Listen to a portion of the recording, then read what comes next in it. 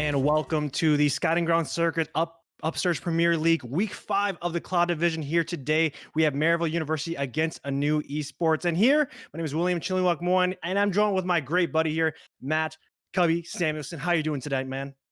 Pretty hype, man. It's really nice, you being the ever flexible caster, going from color to play-by-play to support me being a dirty one-trick League of Legends color caster. But that said, gonna be really fun sitting in the booth with you. I know that we talk about the game, especially draft a lot, and always a good time sitting down and getting to see two teams that I really feel like are at the top of amateur.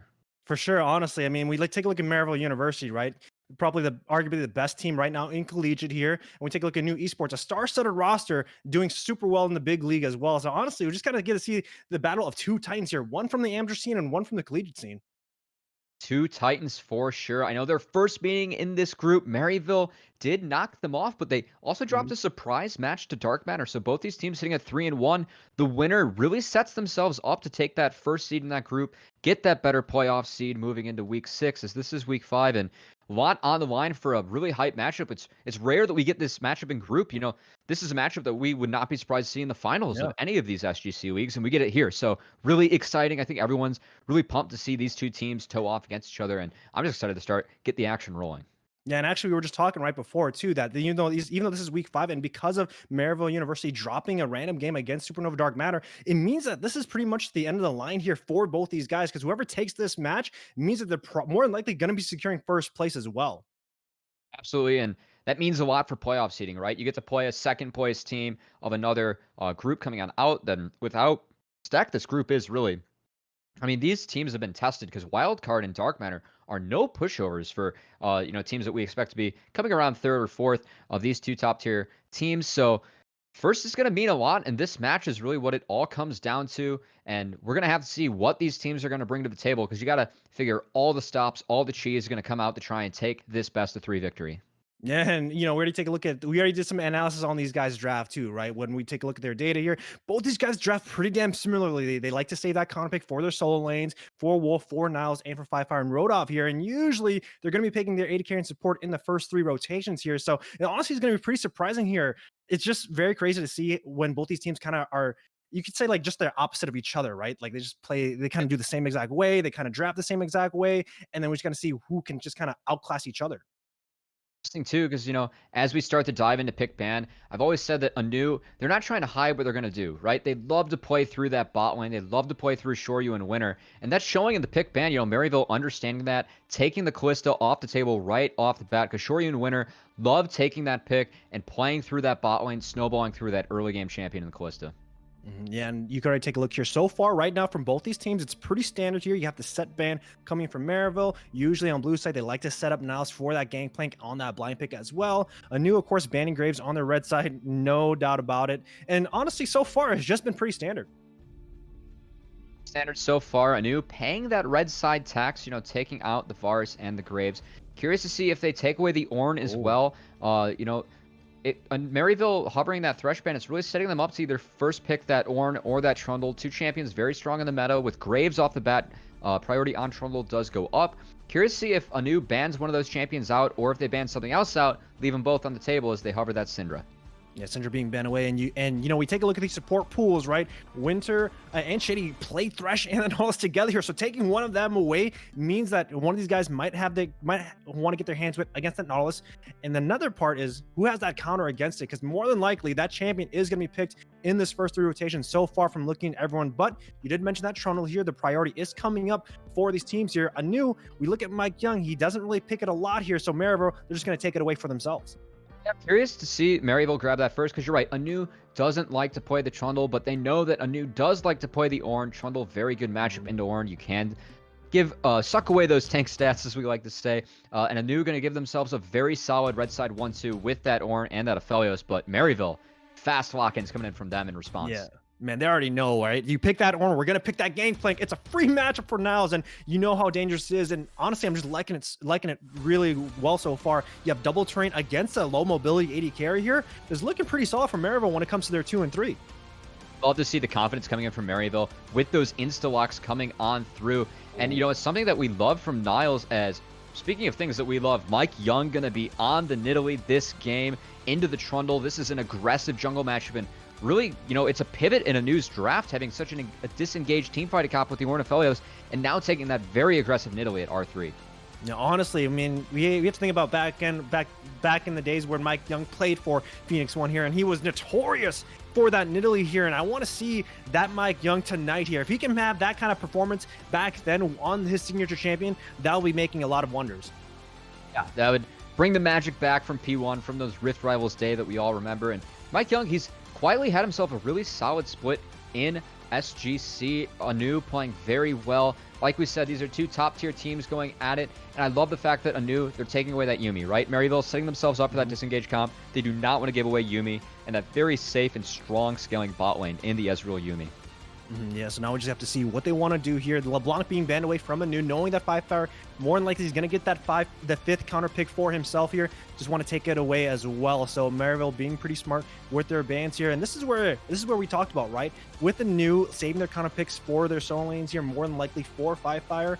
That's where it can kind of just change things up, and knowing that Maryville is on the blue side here. So I want to see what Maryville wants to do here and see what safe pick they have in store, because 5-fire, he plays a lot of champions, man. Yeah, 5-fire plays a lot of champions to great success. One of those is the Zoe, which is oftentimes taken away from ANEW.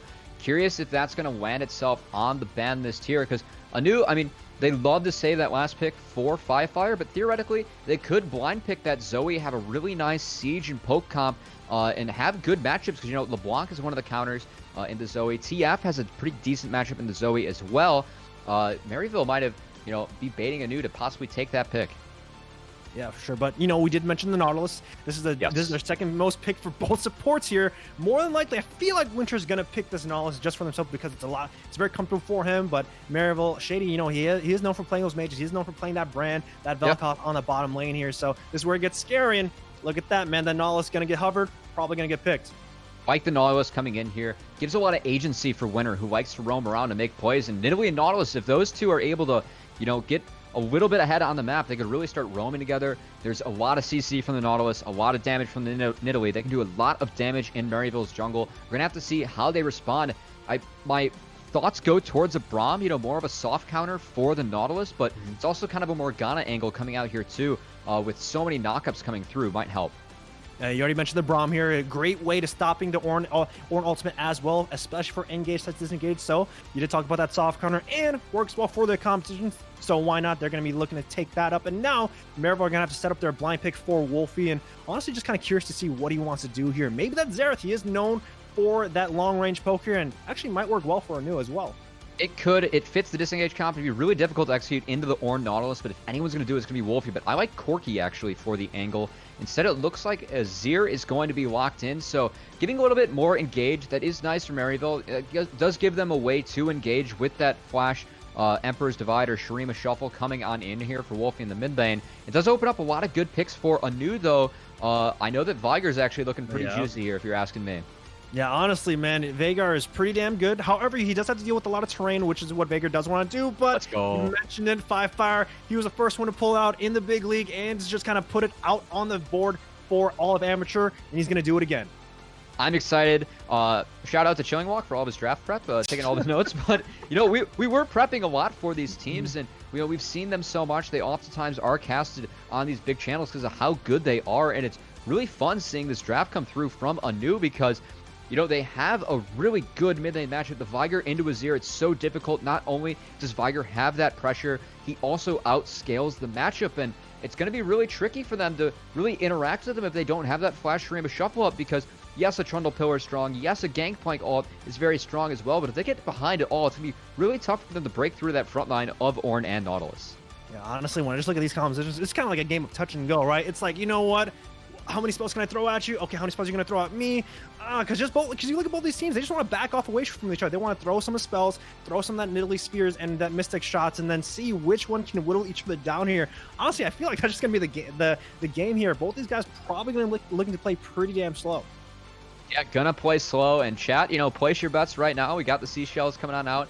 And so far, I like ANEW. I feel like the agency with the Nidalee and the Nautilus can help them get rolling. And if this comp gets rolling with a Viger, we've seen how oppressive he can be with that Glacial Augment, finding those picks. Combined with the Ornn, too, if ANEW gets ahead at all, they're going to have no problem pulling the trigger and snowballing this game forward. Definitely, and that's where it gets kind of scary when you're looking at ANEW, because they have an early game engine that could probably push them forward. Whereas we look at Maryville, you know, if anyone gets snowballing, it's still waiting for that item spike regardless here. Even if Iconic gets snowballing on Toronto here, he's not going to be looking to push the team forward as fast compared to ANEW because of Nidalee here. But still, honestly, I'm just excited to see what happens. I haven't seen Mike Young on Nidalee in a long time, honestly. So if he puts on an immaculate performance here, more than likely it's going to get banned in game 2. Off for Mike Young. He's free to play that in Italy. Play nice and aggressive early. And, you know, I know we've talked a lot about ANEW, but taking the Maryville angle, I know that I actually got a message from Zoo last night at like 6 a.m. in the morning. He said he was staying up all night to prep for this draft. I think it really showed the fact that, you know, that Gangplank and that Ezreal were locked in so early that they've built this disengaged comp. And I know that Maryville, like, we were just on the Cup podcast and Wolverine was dishing some disrespect on Maryville. We know that Maryville is going to take that to heart. They're not a B-tier team at all. I firmly disagree. They're an S-tier team. I really want to see them prove that in this series. And I don't know about you, I'm hoping this one goes the distance early, because it's rare that we see these matchups so early in SGC. And we're going to learn a lot from these teams as they're going to get tested at the highest level. Man, you said it, man. A lot of smack talk going on. Wolverine throwing a little bit of fire in the flame here between Maryville and ANEW, and even more, man. Both these guys with that prep here showing in draft, and gotta say, it's going to be pretty exciting. But while we go ahead and wait for these guys to jump in the lobby and jump in the game. Oh, okay. Well, apologies. I actually getting word that I can't jump into the break as of yet here, but still, just gotta have a quick little talk, and just a quick little breakdown here, because you know, we did do a decent amount of breakdown when it comes to both these teams. They want to disengage, right? But honestly, for you, Cubby, the question is just a clutch factor. So for you, right, which team now after the draft here is now depending on the player? So for you, what players are you going to depend on to perform today? I mean, all eyes, whenever you pick Nidalee in the jungle, all eyes go to Mike Young, right? Is he going to be able to land those spears and set up some early game pressure with those gangs? Because if Nidalee falls behind, she's useless, right? She's not going to bring a lot to the table. I really like her, though, in this comp. You know, there are a lot of things that can set her up to land those spears, like the Viger Cage, like that depth charge coming out from Winter. And I love seeing ANEW take the Nautilus, have that agency for Winter in the bot lane. We've seen him play so well around it. They love to play around Shoryu and Winter and put Rodolph on the top side. They have that set up for this game, and I want to see if ANEW can execute. And my question, you know, throwing it back to you, Will, how does Maryville play out this game? Because we've talked a lot about ANEW, the fact they have a lot of agency in that Nidalee and that Nautilus. What are some ways that you're looking for them to possibly, you know, stick their foot in the game and prevent a snowball or get an early lead? You know, Cubby, I know that I used to coach Granby University, and we did meet him at Harrisburg for Hugh Fest here. Maryville is honestly a pretty cool team to watch because Shady can play vision out phenomenally.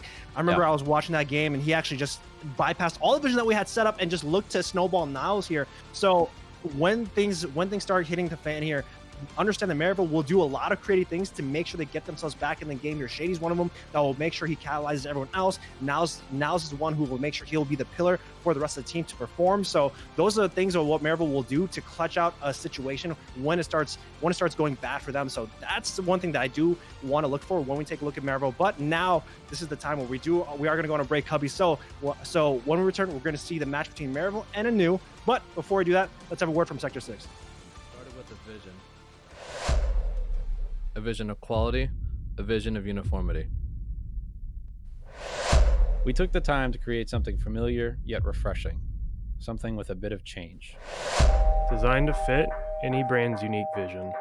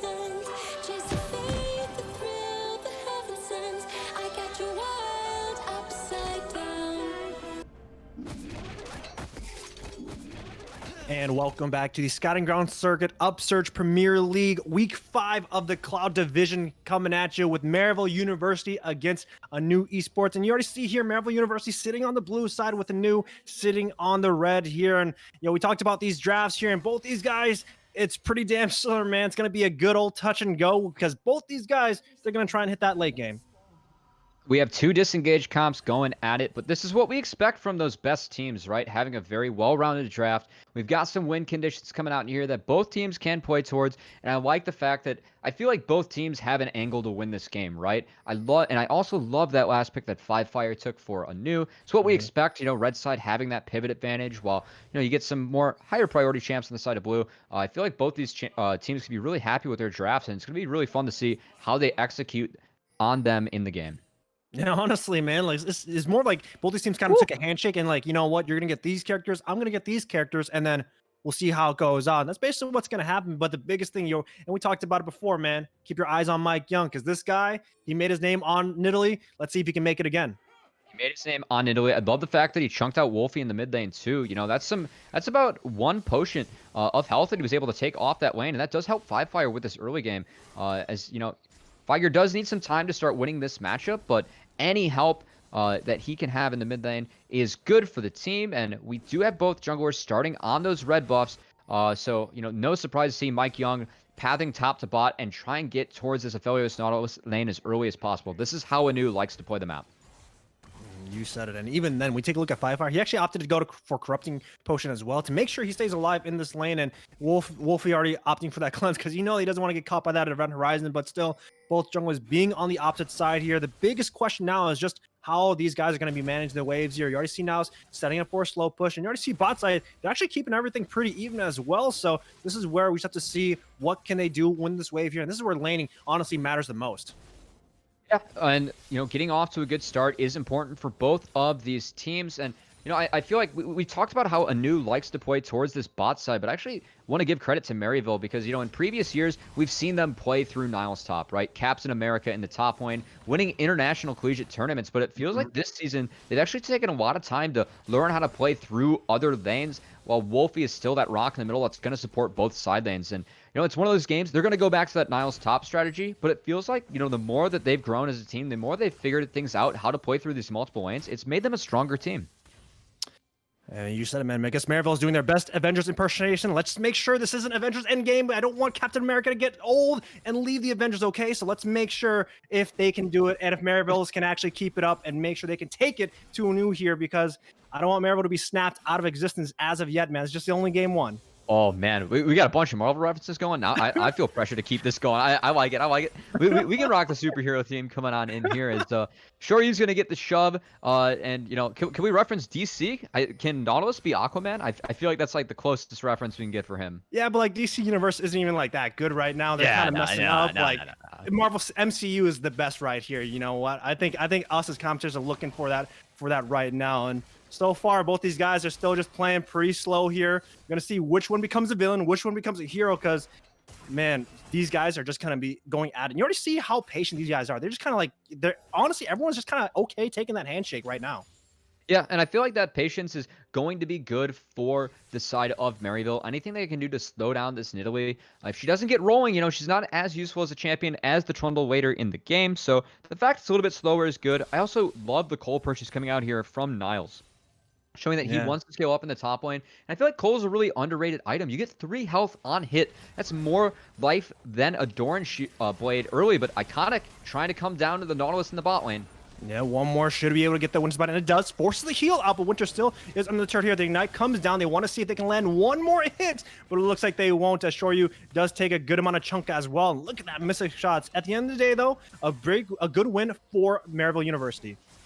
Yeah, win for Maryville, and time well spent there from Iconic. Gonna get some sums out. Props to ANEW. They did save both those flashes, but they lose a lot of health bars, so that's gonna give Maryville some pressure back in that lane. Should get value a very favorable base as well, so let's see if they turn that one into possible dragon pressure as the resets are gonna start coming in with the pressure in the early bot lane. As we take a look at the gold for everyone, everyone's already approaching 1,000. But Winter, I think you're stepping up a little bit too far, my man. As one more attack should be able to do it, as you already see Shady setting up those hits here. And barely getting stunned, but that's even more dangerous because Winter already lost his flash. Yeah, Shoryu and Win are playing really aggressive, and we have Iconic. He's walking over wards, but he's going to show in this bot side. Let's see if he can stop these bases. If he's able to stop bases, honestly gives Maryville a huge lead in this lane. Oh, he is, and he also has that flash here. Shoryu has to see if he can flash away, and the flash follow comes in, but he already has that red smite burning him down, and Winter goes down as well. You talk about an early lead. Looks like Toronto's going to be the one, and he's going to be getting a double kill for himself. That's huge for the side of Maryville. The fact that they're able to set behind the Aphelios and the Nautilus that hard in the early game is going to give them agency over that Mountain Dragon as well. Great early pathing coming out from Iconic, finding that first gank and also following up with the overextension from Shoryu and Winter. Maryville with a great early punish. They're going to get that reset off and fully expect for them to try and pressure that Dragon, make a play around bot side again. Yeah, and because of those double kills, you're taking a look at Iconic's gold. He's now 500 gold ahead in this matchup here. So now we have to depend on ANEW Esports to see if Mike Young could answer back in retaliation from this jungle matchup here. But with that early game here, that's going to be looking good for Iconic. Unfortunately, that Valley and Shady didn't get any sort of assist here, but the biggest thing, as you said, is that Dragon control here. We actually didn't really talk about it, but whoever gets a soul is also going to make sure that their composition just goes on and make it a little bit more effective in the later stage of the game. Yeah, Soul, never a bad thing to take in the game. We do have Wolfie trying to pressure Firefire. A good flash from Firefire to make sure he gets out of dodge from that Emperor's Divide here. So good stuff here, but the biggest thing is that they are going to get a little bit of control in this bottom side river for this Mountain Drake.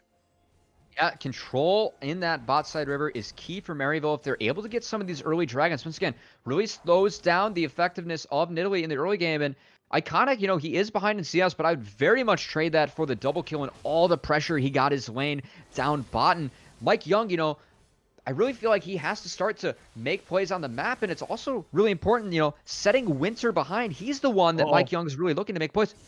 Mid lane. Oh, just one more hit, but the minions finish it off. Firefire just played that so well, and now Winter looks for a hook on a Value here. They're only no one's level 6 as of yet, but now Value and Shady gonna have to back off just a little bit here. But man, Firefire, he's flexing in the mid lane. This is what we've come to expect from Firefire. You give this man an inch, he's gonna take a foot, and ANEW's now slowing down. TP coming in.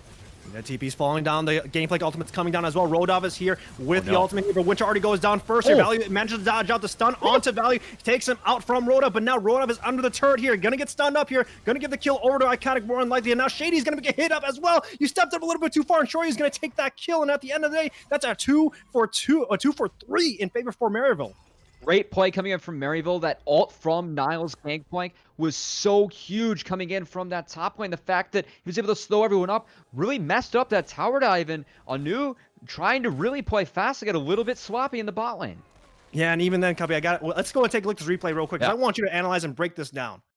Yeah, well, so far that Gangplank, you see all the damage that Winter's taking, and he gets blown up before this Ornhorn even comes through. Props to Shady also for saving that Unbreakable to make sure it stopped the Ornhorn. And the overextension coming in from ANEW, you can see Shoryu try and clean it up, but they just didn't have it after that, initial play coming in from Niles. So great play coming in from Maryville. They turned that one around, and the fact they were able to turn it around and take so many resources away from the side of ANEW, they're in a great position to, really start to snowball this early game, looking towards that Mountain Dragon and that Rift Herald to, start to go towards Maryville with all this pressure. Honestly, that's where you see teams just kind of be clutch here, right? It's honestly, it's rare to see these kind of teams, especially in the middle of the bracket, go for those kind of, immediate defensive plays here. But we take a look at the team stat right now. Firefire gets hit by the Emperor's Divide here. Shady is now here with that ultimate, and Niles is here as well. Firefire is going to be going down, but look at the top side. Look at where ANEW's doing. Yeah, I do like the swap coming out from ANEW. After they lost that bot lane, they're trying to at least make sure they get one of these monster objectives. I believe they keep the lanes in the same way. They don't walk away with one. They're trying to walk away with the Rift Herald. Meanwhile, Firefire's flash was down, was properly punished from the side of Maryville. Props to them for making that play, punishing the fact that flash was off the table. And yeah, good plays from each team coming out early, but Maryville getting a slight edge at the start of this game. Yeah, but we see the Rift Herald getting taken from ANEW here because of that early swap from Shoryu and Winter because of what happened on that bottom side here. So they are going to have a little bit of way to play for this game here. And you already see Mike Young trying to see if he can take that blue. Shady thought he gets to steal away, but it looks like he won't be able to. And now, with both neutral objectives being down here, basically is going to be going back to another handshake for just a bit. Shake for a little bit. I like the fact that Maryville's swapping the matchups back just to make sure that Niles keeps on getting this winning matchup in the side lane. And here we go. Iconic coming to attack the Flash, being down again. Yeah, Winter and Shore, you do have that flash here, so the flash does come out. Now Mike Young does land that spear. They want to see if they can follow up here, but because Winter is not 6, they can't follow up as of yet. So right now, only heal being burned, but the Gravitum comes out, the hook goes in, Shady goes golden. Now, can they follow up here? But nope, Shady hops in safely because that's what good teammates do. Great use of stopwatch coming out from Shady. Good to see people using that ability so effectively. And meanwhile in the mid lane, you can see how difficult this matchup is for the Azir. Fire's kill pressure again. Oh no. Yeah, you already see that Wolfie actually managed to flag and drag away to safely before the Primordial Burst came out here. So looking good on him. And man, this matchup slowly just gets tougher and tougher for the Azir. It slowly just becomes unplayable. So hopefully they find an answer. But right now on your screen, we already see Shady and Value crushing the top tier 1. And you already see ANEW going for an early swap on the bottom side as well. It looks like ANEW, they just want to avoid this bot lane altogether. Yeah, it seems like ANEW's trying to get the matchup where Ornn can soak that gold and experience under a tower. We talked about the fact that they love to put Rodolph on weak side. He is very good at playing it. And if they have Ornn in the 1v2, that means that Gangplank's also in the 1v2, and Ornn's going to function better without gold. Just taking XP, that's really all Ornn needs in order to get levels, make sure that his abilities are going to do something in the game, have that impact. Gangplank, much more item reliant. So far Niles has done a really good job of picking up the farm, but I like the fact that ANEW, they keep on trying to play this game of cat and mouse to get the right lane matchups for them. Yeah, taking a look at the gold leads right now. You already see Niles pretty far ahead in the top side here, almost 1,000 gold ahead, but Iconic might get caught out with that event horizon. He's playing really safe here. Good smite on the Krugs here to make sure he stays alive and not threatened here. And you already see Maryville, they're trying to answer back, and you already said it's a game of cat and mouse. I said it's a game of push and pull. It's pretty much what this game might just come down to being. Yeah, and this is textbook ANEW. They're not trying to hide the fact they're going to play through that bot side, right? Mike Young has spent so much time babysitting this lane, trying to get a good Rift Herald down to make sure they get these plates on the Aphelios, but it's going to get turned and attacked now as Iconic's here once again. Yeah, but Mike Young is around the corner here. The TPs are coming out here, and you already see Winter going down immediately, but he does go golden. Iconic now very low here, barely saving. The shutdown goes in from Mike Young, but Shady flashes forward to get that kill. Niles is now doesn't opt for the TP. The Wolf's Claw is here to see if he can get the Emperor survive, but misses on the shore. You Fire still alive here, trying to land some poke, but right now you already see Maryville. They're trying to go for that disengage. Event Horizon doesn't land as of yet, and right now Maryville, it looks like they take that victory 1-for-1 so far. Yeah, 2-for-1 with Winter going down earlier as well. And, once again, that ultimate coming in from Niles, it's so huge. As we go to a replay, we're going to see exactly how this fight looks. Beautiful pillar coming in from Iconic. Winter just trying to pop Aftershock to live. Gets a great ultimate with a triple knockup, but look at what Shoryu can't do because of that GP ult. Mike Young also has to flash away from that GP ult, away from his tower. So Niles is making a huge impact from across the map in that replay and really turning it around for Maryville, showing his proficiency on this pick and why they took it so early. Yeah, as we go back to the live screen here, we saw we saw Rodolph force that ultimate, but now Wolf's Claw has to use that cleanse and make sure he gets out of dodge. The Rift Herald is going to get used in the mid lane here to get some plates, so a slight victory for ANEW in the meantime. Slight victory for ANEW, and I'm kind of curious, Chilling Walk, what you think, what does ANEW have to do to really get this back in the game? It seems like they can only make plays around Fire right now. I'm curious, do you see any other window for them to try and start playing their way back? Honestly, it's pretty tough because when we take a look at both these guys here, we take a look at Fire. Honestly, he is a big person to just play around because of that cage. It's very hard to work around, especially when we look at Maryville's composition, because the only person who can bypass it is Ezreal with that Arcane Shifter. Everyone else can just kind of get stuck here, and when you get stuck in a cage, you're kind of feeling trapped here, and you don't want to be trapped against Fire. In the cage with Nick Cage is Iconic. He is going to walk into that stun, but actually has some move speed. Yeah, gets hit by the spear from Mike Young, so we're going to back off just a little bit here, but look at that mid-tier 1, man. You just bring a wolf down in the mid lane, just give it a quick little blow, probably going to fall down. Quick little blow is right, that's going to help, but, because of that chunk coming on in, that's going to really open up the Cloud Dragon for the side of Maryville, and Iconic hops right on that opportunity quickly. This is going to go down for free for Maryville, giving them their second drink of the game, and, they're looking shady. He's getting around vision there. He might be looking for a play here in the bot side. Man, this is what I'm talking about, Cubby. Shady loves playing around this vision. He loves being sneaky here, and if they did walk up, he would have tried to go for a pull, but now the second Drake going over to Maryville University means that they do have a chance of going to Soul Point, as the Ocean Drake has now changed the terrain of Summoner's Rift here. More bushes, more places to fight, And now a lot more vision for people to have to play around here. And this, I honestly, with this Drake here, even makes it a little bit tougher for both these teams here. Yeah, both Drakes would be really strong for these teams, right? They both have some elements of poke. And Ocean Soul is one of the strongest souls of the game. Also a very strong individual Drake and playing the bot lane. Yeah, they're trying to see if they can punish Shoryu without any flash here. They're trying to go aggressive on one as well. The great Arcane Barrage is going to take it down from Value. And even then, getting the 80 carry kill is looking good for them. And looks like they want to continue, but no. They're going to back off. Winter lives to see another day. Love this game plan coming out from Maryville. You know, just recognizing how good a pillar is to the affiliates. Niles going in. Yo, now's he going to try and flex on Firefire or what? Oh, Unfortunately, no. you're not going to. Firefire, he's going to take it in with just a sliver of health left. Oh, man. That was so close. The Corrupting Potion and the Trial by Father were ticking down, but it wasn't enough. I'm not sure if Firefire had a takedown. I don't believe so with his rune choice, but oh my gosh, that was probably sub 30 HP on that play, and you can see how huge it is. Firefire, he's level 12. Wolfie's level 10, and if ANEW wants to come back, it's going to have to be off of that crazy little evil genius in the mid lane. Man, you just hate to see it, man. That's what you call a tilter right there. But hey, you know what? The game is still in a pretty safe state for both these teams right now. 29K to 27.5 right now.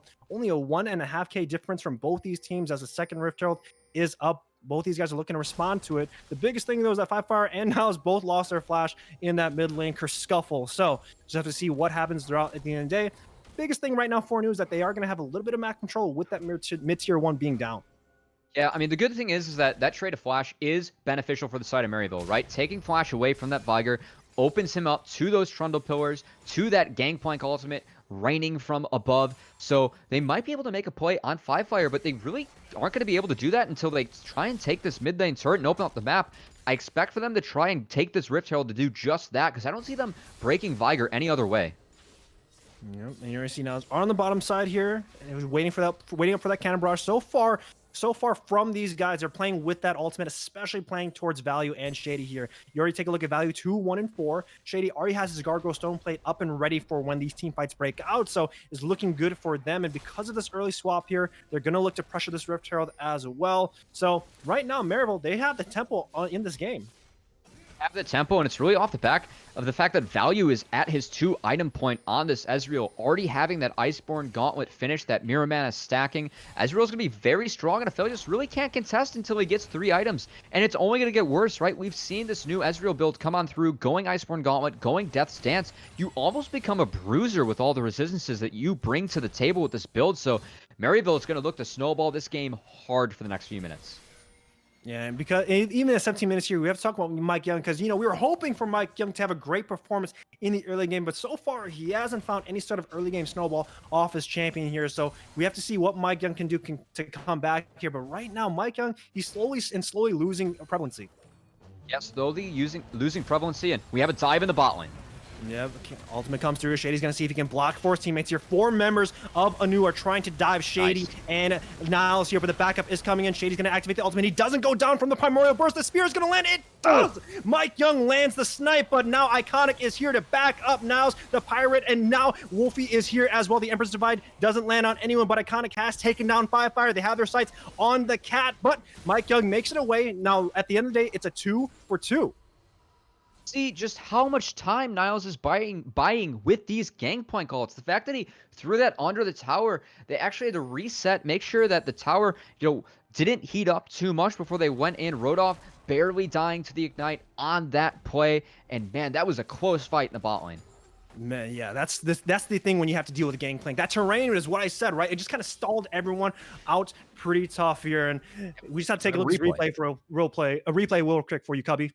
Yeah, and look at this. I mean, Rodolph finds a beautiful double knockup, but that's after the wave was killed off by Gangplank's ultimate. The fact that they stalled that much time, that's a hero spear coming in from Mike Young just to make this a 1 for 2. And once again, Firefire doesn't have flash, gets punished here appropriately from Maryville. I love the target prioritization that Maryville's had.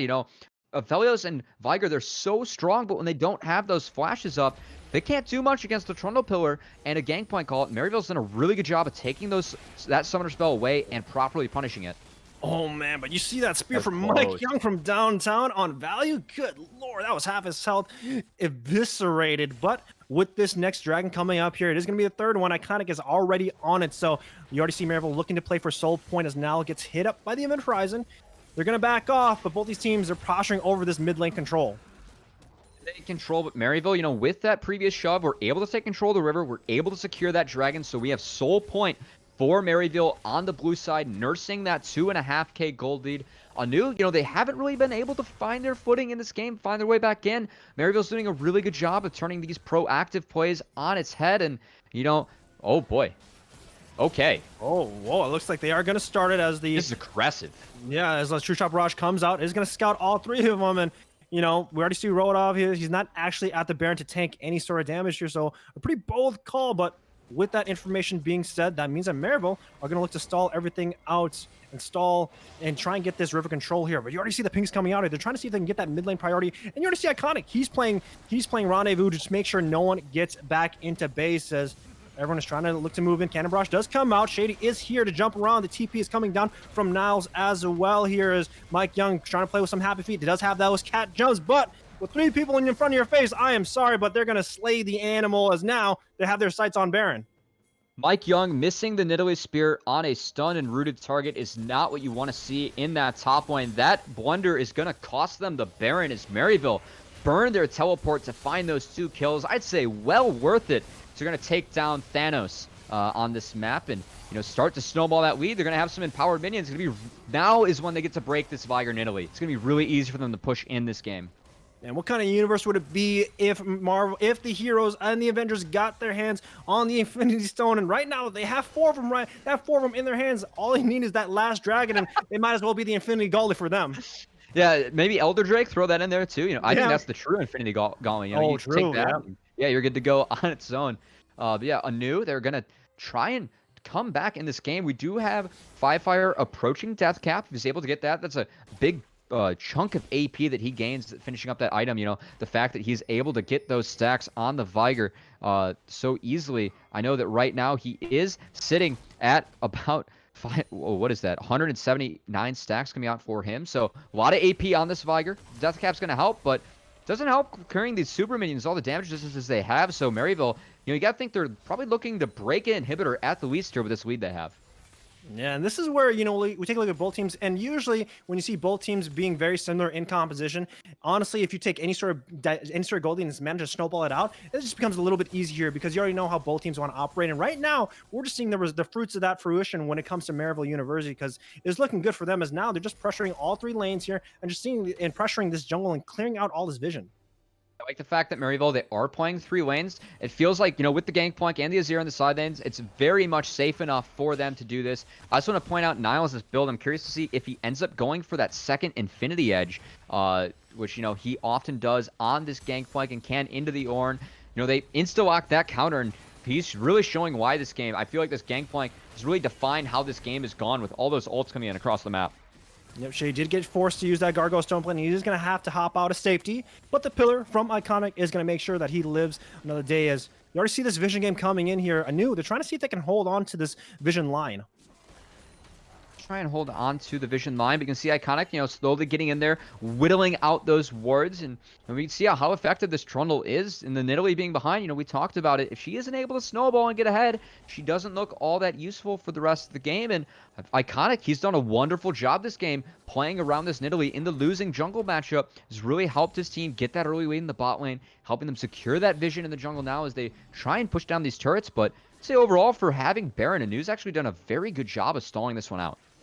However, when we look at Maryville, the one thing they do want to get is that Ocean Soul, and it's going to be coming up in the next minute here. You already see why they're going in for that reset. You see why they're going to flip all that pressure on that bottom side jungle here, and this is what they want to get, man. You already see Shady playing this vision here. They have scouted out Mike Young, and they're going to see if they can go for that punish as the Winter's Bite does land, but no follow-up there. But that's what they want. Get that vision, get out of there, make sure you have control over this dragon. See Firefire burning that TP just to get back into the mid lane to try and manage this wave, but Ocean Dragon is all Maryville right now, and if they get the soul...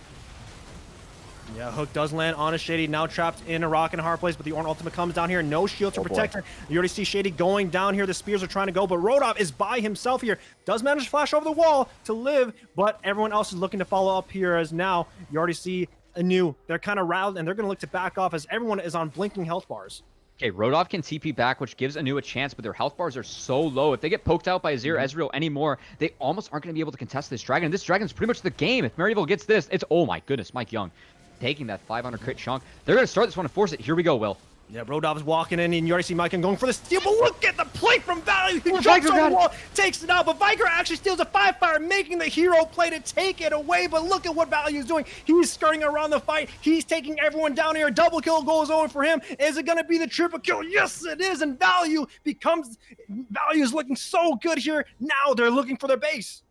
Value playing janitor on Ezreal feels so good, especially with all those low health bars. We knew that ANEW was going to lose that fight. They didn't have the health bars to win it. The fact that we're able to take Soul away from Maryville, secure that dragon, keeps them in this game, but we're going to have to see how much can Maryville take off of that one team fight. Yeah, but this is where it gets dangerous, right? Because even if you deny them from the 4th Drake here, you are losing so much because all your members are down, and this is where it gets really tough here. Denying that, sure, but was it worth everyone else dying here? Honestly, it's just going to be on ANEW if they can answer that question. Absolutely, and you know the good thing for Maryville, that big purple worm is going to spawn in a minute 20. They did get the bot lane inhibitor, and we do have a replay of that fight actually coming on in, so we're going to walk you through that one real quick. I can't wait to see what 5-fire actually stole this with the Viger burst damage. Woo!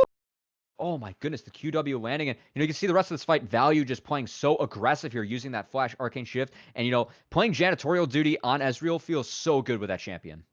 Yeah, and even then, you already see Value being picked up 5-1-5 now, 5-1-10 on Niles too. We haven't even gone over the score lines as yet because of just this game overall. But take a look at the score lines between everyone on Maryville here. Niles is 5-1-10. Iconic is 5-1-6 here. Wolfie, he's just trying to make sure he can stay alive, especially playing around this cage here. But everyone else here, Value 5-1-5, Shady 2-3-8. These guys are looking good and looking good as a team. Bear that in mind. See really the power of Gangplank coming on through, because Niles doesn't really feel like he's been involved in a bunch of these fights, but guess what? That ultimate's been involved, netting him all those assists. And while we take a look at the scoreboard, I think it's important to look at the inventories, as Niles, one Infinity Edge is not enough. He's going to be double fisting those as he walks through the mid lane. And we do have the ornaments coming in as well. So Rodolph going to give some gifts, some gold over to the rest of his team. So it is a 9k gold lead. It's going to get mitigated a little bit by those ornaments coming on through. But Maryville still has all the map control in the world for this game, and they should be looking to secure this purple worm. I'm curious to see, do they start it at all? They can tank it, or how do they bait this one? Oh boy. Yeah, good amount of poke on a Mike Young because he was sitting on a ward here, and with that cannon barrage coming down here, it's going to split up the team fight. They want to see if they can find out Rodolph, as Wolfie's going to look to go in. Veigar is nowhere close because of that cannon barrage and that terrain here. Shady going for the ultimate to stall everyone else out. The shield is not going to block the call of the Forge God from Shady, but the spear does not land that mark, and with one person being down here, Maryville, they have the advantage. See, the fact that Winter went down as a sacrificial lamb, not the worst thing in the world for ANEW. They did get a lot of the ultimates out from the side of Maryville, but look at that.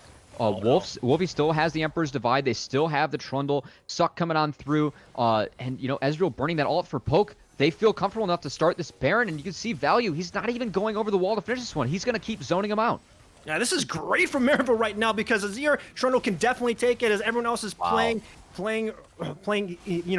D-line right now for this Baron, right? And it now goes down. Now they have their piece of the pie, and now there's only 2 lanes left for Maryville to take down. You already know what's going to happen. They're going to group up. They're going to walk down the mid lane and see what else they can take. Man, Maryville has looked really, really good this game. I love how they're playing so many of these situations. The fact that Value is playing zoning duty is so smart there, right? They don't need to commit more members to the pit. They just need to keep ANEW out of the pit, make sure that Mike Young stays chunked on this squishy Ezreal. Loving the gameplay I'm seeing out of Maryville, as they're really making a statement in this game 1. And this is where we just have to talk about that terrain, right? With that cannon barrage, with that pillar, with Wolfie, and with Value throwing out that poke when those terrain abilities come down here, it's definitely affecting ANEW so far, because we saw what happened in that fight. That cannon barrage split everyone up here, and if that happens again, I'm not too sure if ANEW can recover. Yeah, we're going to have to see. And, Ocean Drake is spawning in less than a minute. Maryville obviously has their eyes on securing that soul for themselves. Some good news, though, for ANEW. They do have the upgraded IE and 3 items on this Ophelia. Assure you, he's been getting his farm this game. The scoreline doesn't say it, but the CS count does. He is going to be very strong in this fight. Still a full item down on the cheaper Ezreal build, but they might be able to, really fight around this Aphelios, and they do have a lot of appeal for him. But look at the vision control right now from Maryville. They have Yeah. everything set up on the bottom side quadrant of ANEW's jungle here so that they can get this Ocean Soul here. You know, you take one Ocean Soul, no big deal, because we're going to take the Fire's next spacing. one. And this is where it gets pretty tough because there's no one else looking to walk in. This is where ANEW is just kind of handicapped right now because they can't really walk into his vision if they want to face tank in. You already see everyone just playing this line in the river here, deterring everyone to get it off of it as Iconic is doing it by himself here. And because of that, this Ocean Soul, it's going to be going over to them. Going over to Maryville, you know, ANEW, they can't even approach this. Once again, they're playing this so well with this Ezreal poke, with this Gangplank poke coming on through. ANEW, they can't even get into the fight with health bars. And, you know, it's really off the back. Niles has done so much work this game. So fed on this Gangplank. And I'm curious, you know, does this have ramifications for game 2? Do they give away the Ornn again to ANEW so Niles can play this Gangplank? Does ANEW have a different game plan for this? Because Niles, you know, he's level 17. He has 4 completed items that he just wrapped up when he bases his third, I believe, his second Gangplank upgrade he's sitting on. So Niles, he has been an absolute monster this game. Exactly what we expect out of this player in the top lane. You know, Kobe, let's go ahead and take a look at that gold lead real quick here. I want to see how much the pirate has his booty, okay? And you already see that he has 6,000 booty ahead of the Ornn, all right? So he's looking like a big man with a lot of stats here. So this is where it gets very dangerous, as we mentioned Niles, man. That double IE, that Essence Reaver, and that Trinity Force. Too many swords for a pirate, but man, all he has to do is just shoot a damn gun at someone else, and you know that health's going to get chunked. Pike and Twisted Fate would be proud of that gold lead coming on through here for Niles in the top lane, cashing in on all those stacks and all the kills that he's picked up this game. And, you know, you can see Maryville just playing around with this vision. Really feels like ANEW can't do anything concrete against this team. And, you know, with the Ocean Soul, they don't have the Executioner's calling yet on the Aphelios, so they're going to try and make a play on Trundle. Yeah, they definitely do. They use a Primordial Burst for that, so Firefire is down in ultimate, but a lot of poke is coming back here. They also use a Call the Forge God too, so that's going to be that's going to be 2 ultimates being down, but now he already took the bottom inhibitor by himself here. I'm loving this 1-3-1 from Maryville so far. Yeah, good for Maryville. Also props to ANEW though for finding that break. You know, Ocean Soul, very strong, gives you a lot of help, but isn't going to help you that much against a 950 AP Viger coming on in. So Firefire going to pick up the kill on Iconic there. Just give ANEW a little bit of breathing room. That inhibitor was probably going to go down either way. The fact they were able to get Maryville to reset the map, give them some ability to get back in their jungle, possibly take some camps, is good for the side of ANEW, but they're going to need a lot more of that to come back in this game. And now this is where it gets a little bit dangerous here because we're approaching the 35-minute mark. This is where gold doesn't matter at this point, as everyone else is starting to get their 6th item in their inventory here. So this is where both teams are going to have to be mindful when these fights are starting to break out. But we take a look at that Dragon Timer. There's 3 minutes left here. That's going to be a big win condition for both teams if one of them manages to get it.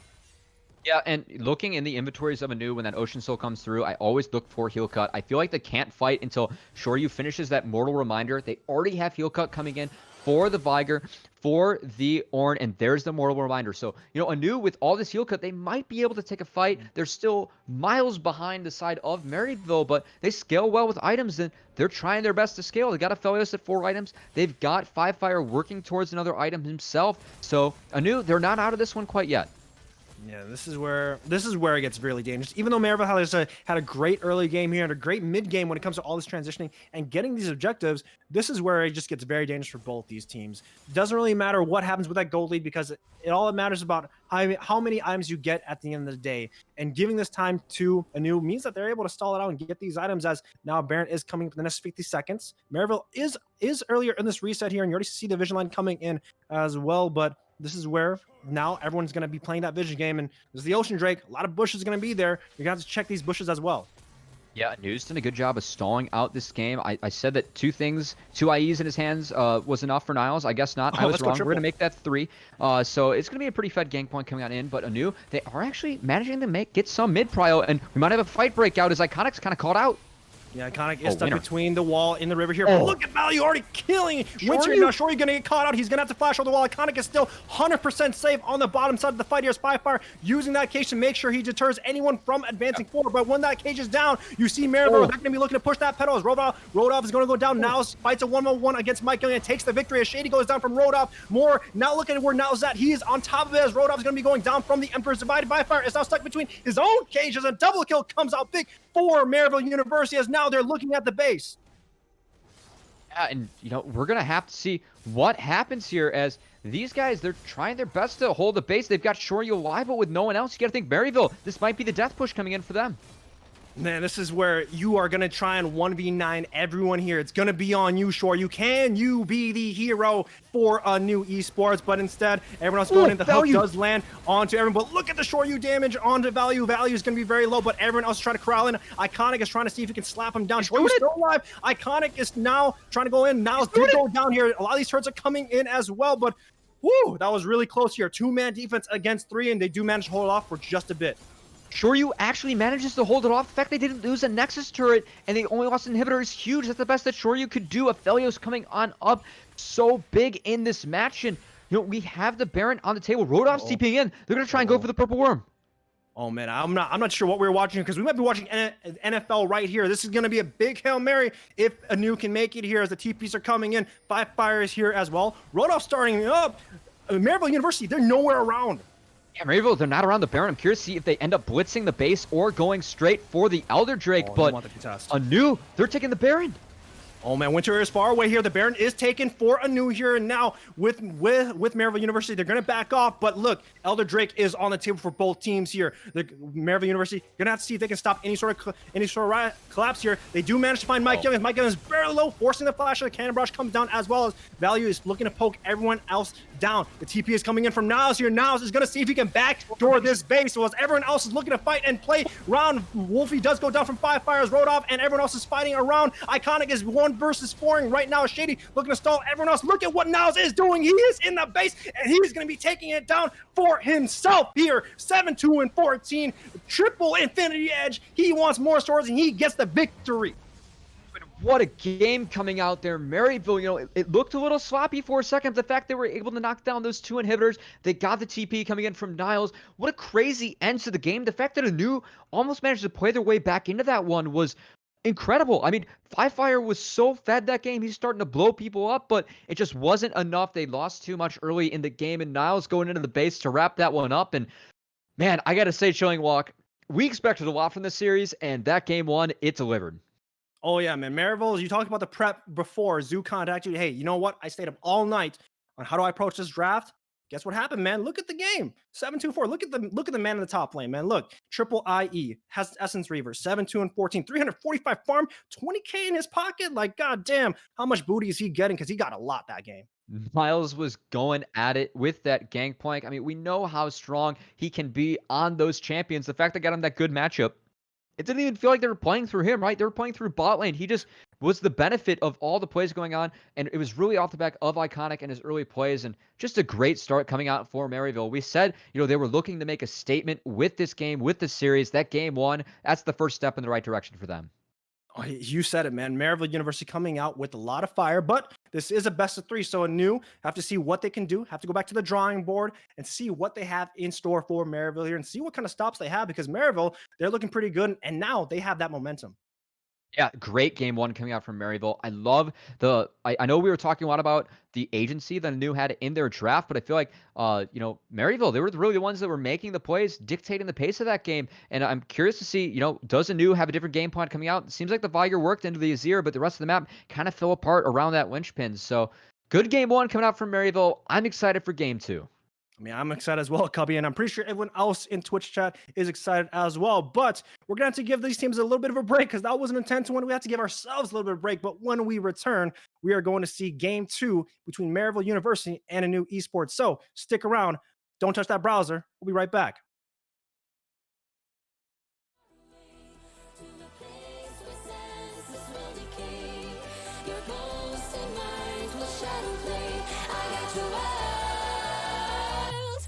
Upside down.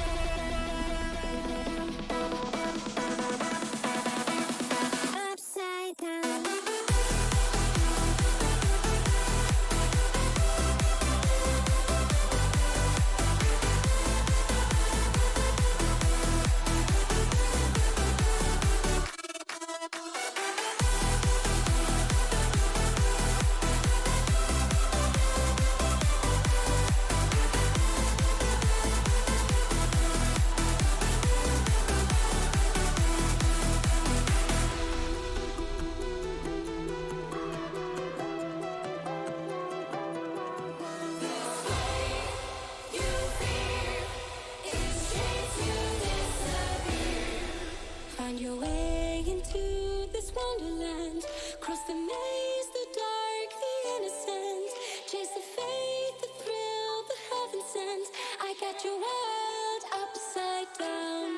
The labyrinth will guide you far away to the place where senses will decay.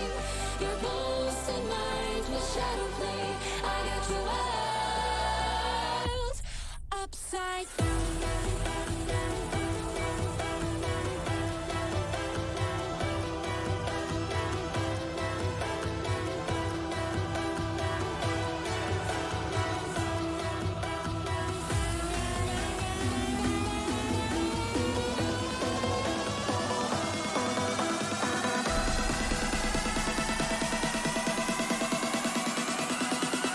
Upside down.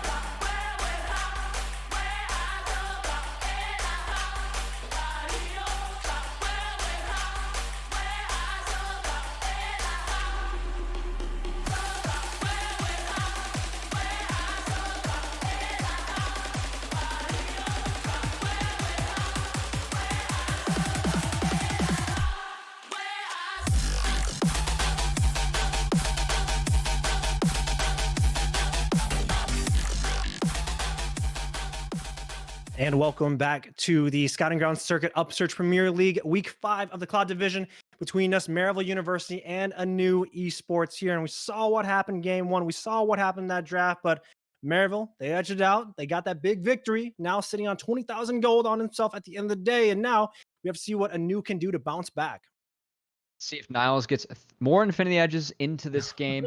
Curious to see if he gets his hands on the Gangplank again. But yeah, Maryville, they had a really good game plan for how to execute their team comp with the Trundle and the Gangplank. So much terrain coming on in. They really attacked the Aphelios and the Nautilus and turned that snowball into a victory. And ANEW held on. They made it interesting at the end, but it wasn't enough. Niles, going Captain America on the rest of the base, managing to wrap that one up for Maryville Game 1, and a pretty clean win overall from them. I know, man. Like, you saw what happened on the bottom side. Like, you throw a Gangplank Ultimate, you throw a pillar there, you have a Braum slowing everyone with winners by. Like, you know what they're going to try and dogpile the Aphelios, and then all of a sudden, that was a big weakness when we took a look at that draft, is that they don't really have a lot of ways to answer that terrain of everything else throwing at them. And honestly, that's what costed ANEW here. So I want to see what happens when we change that adaptation. Might see a Gangplank ban here. You know that Niles loves that champion, and you know how good he is in that champion as well. So now, ANEW, they do have their hands on the blue side as well. So we're just going to see what happens.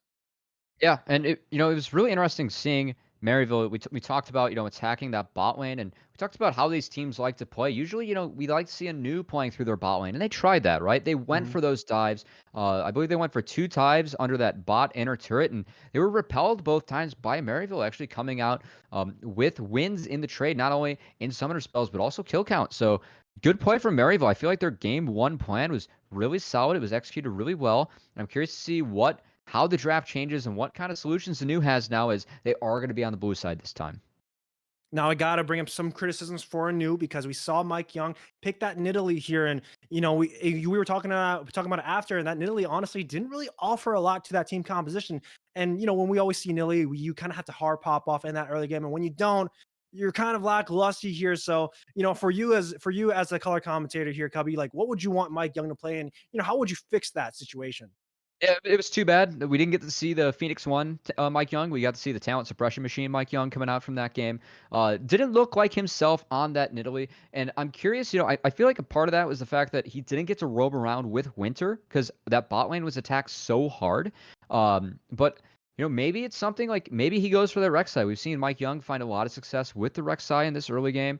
I do like them trying to find an aggressive counter to this Trundle if they do want to give it up, but they are on blue side. They could have the option to first pick that, and we know that Maryville, they would happily play Ornn Aphelios as well. Who knows? Maybe we get a mirror draft coming on in.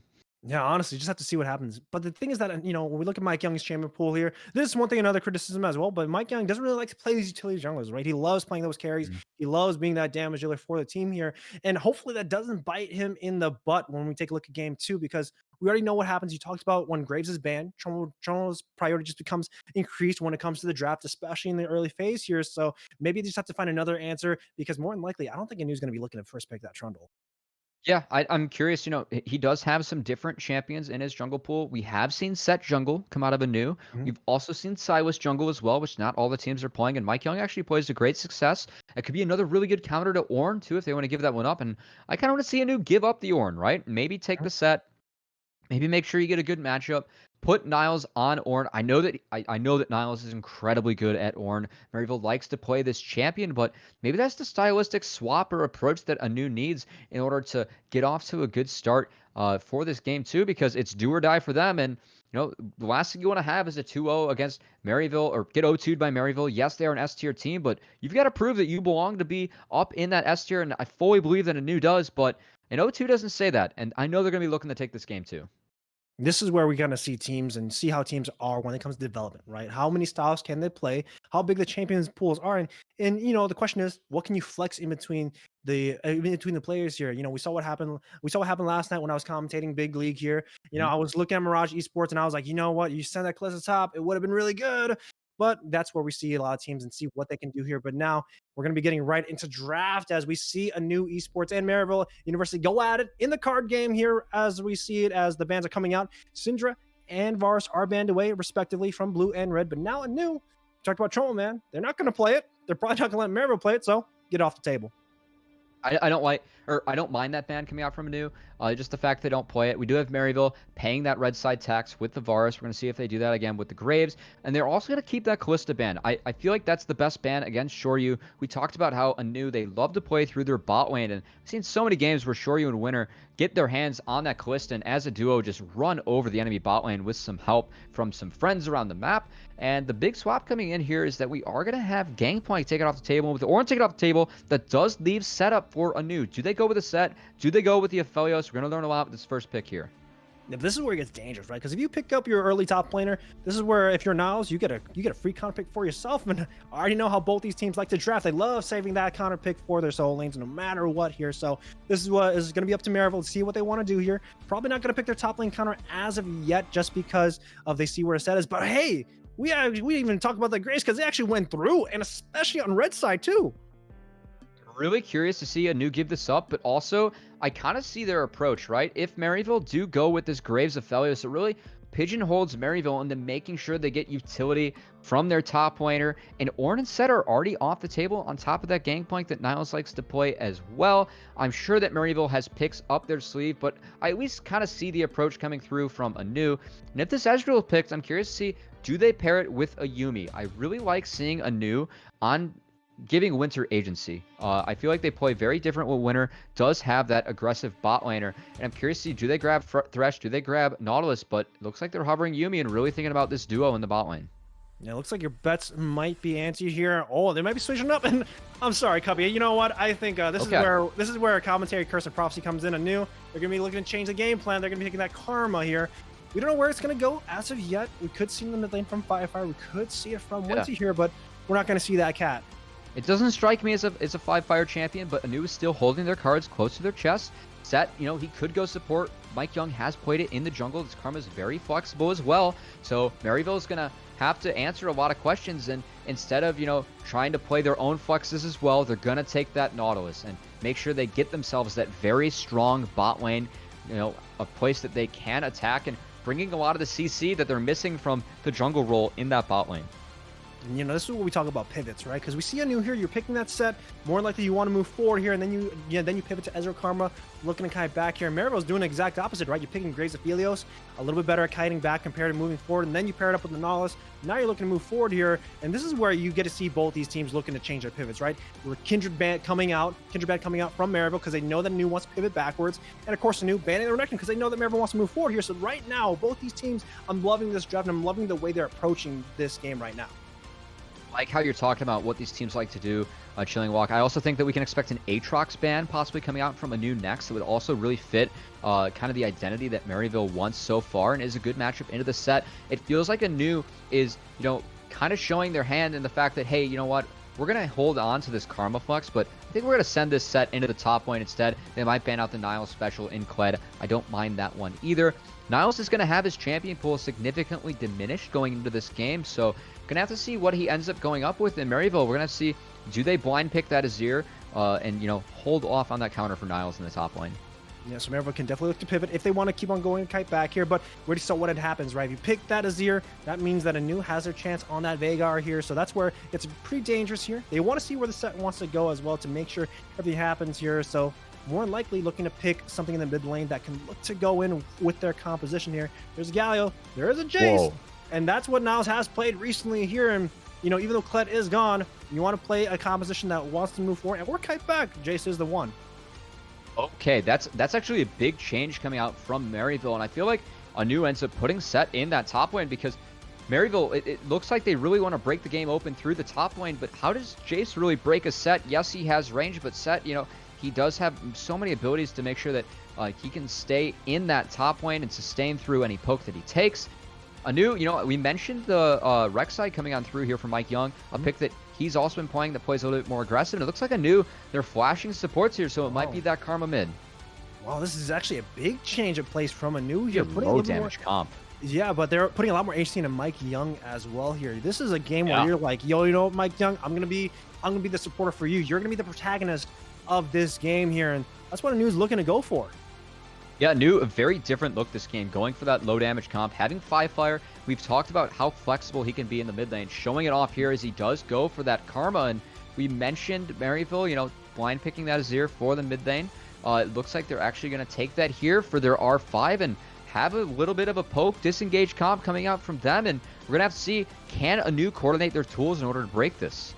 Honestly, I'm just kind of surprised of what ANEW pivoted towards here. Usually when you see an Ezreal Karma, you usually want to expect some more kiting back here, but then they pick a Rek'Sai, which is kind of an off-ball pick for the composition here, because not a lot of people can actually follow up on that Rek'Sai if he manages to go in here. Set could look to follow up as well, but then it's pretty tough when they have an Azir, when they have an Nos to disrupt everyone, and of course when they have a double 80 carry just hitting that one person as well when no one is truly a tank here.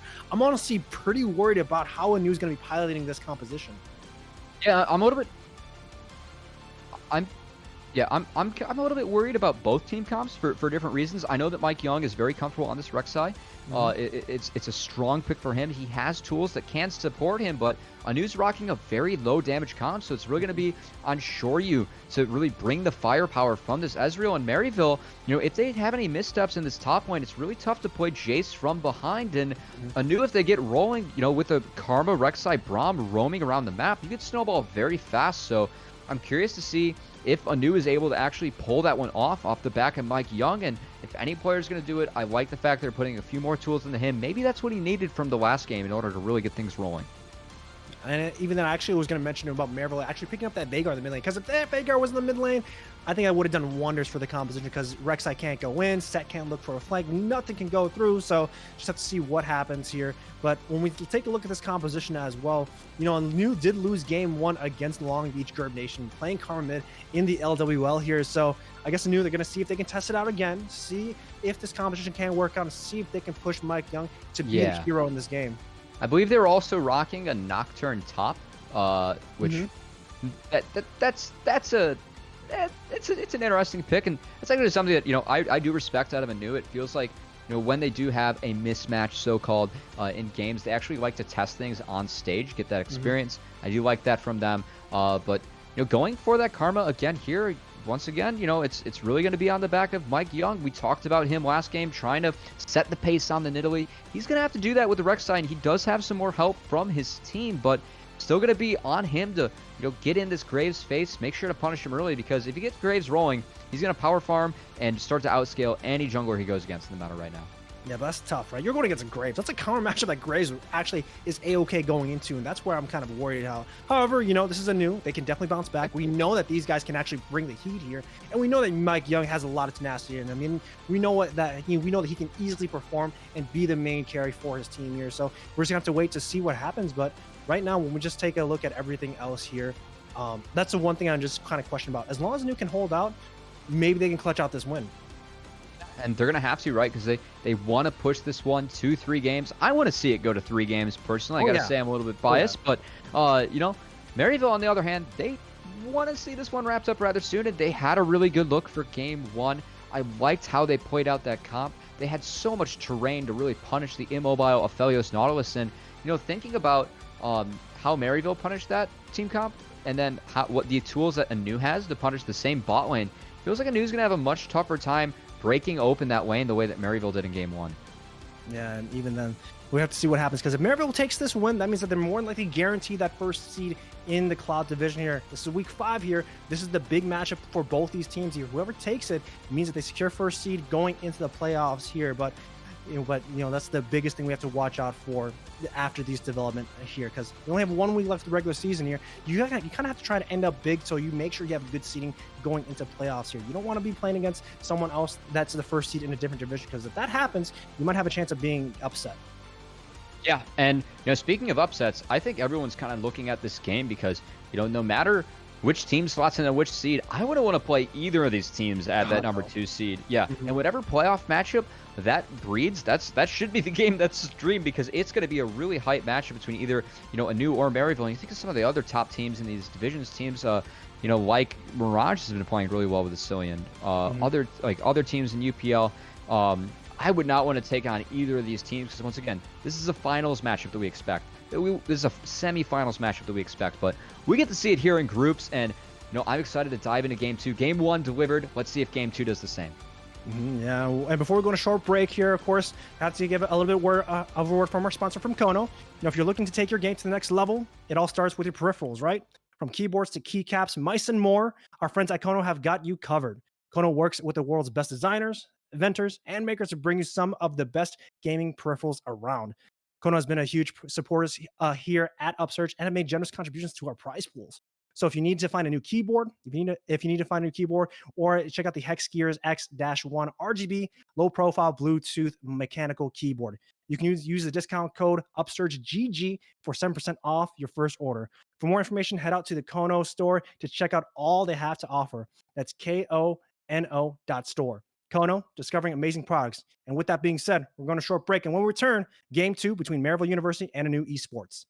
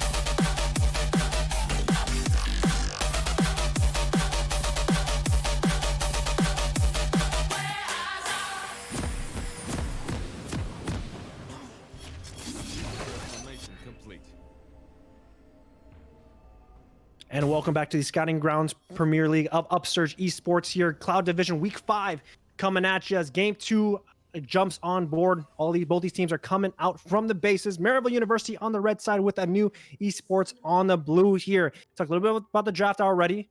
ANEW Esports, a little bit kind of risky gameplay here, but if they can pull it off, it'll work wonders.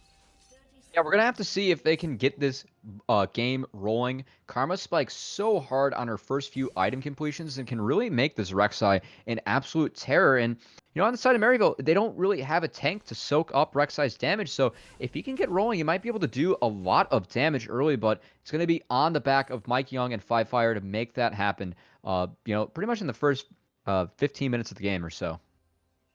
Yeah, but just got to pay attention to that early game, because if Iconic manages to farm it up, and if Mike Young is unable to get any sort of early ganks here, it's going to be pretty tough. As take a look at the bot side here. Same bot side from last game here. Aphelios Nautilus against Ezreal Braum here. And back then we saw the Ezreal Braum get a good lead because of the amount of pressure of what Maryville did for their bottom lane, for Value and Shady here. But now it's going to be a little bit different here. We have Rek'Sai in the jungle, Graves in the jungle as well, and just have to see what happens, as you already know what you can do with Graves. You're going to be clearing it by yourself, and take a look at what Mike Young is doing as well. Both these junglers, they're going to be starting leashless.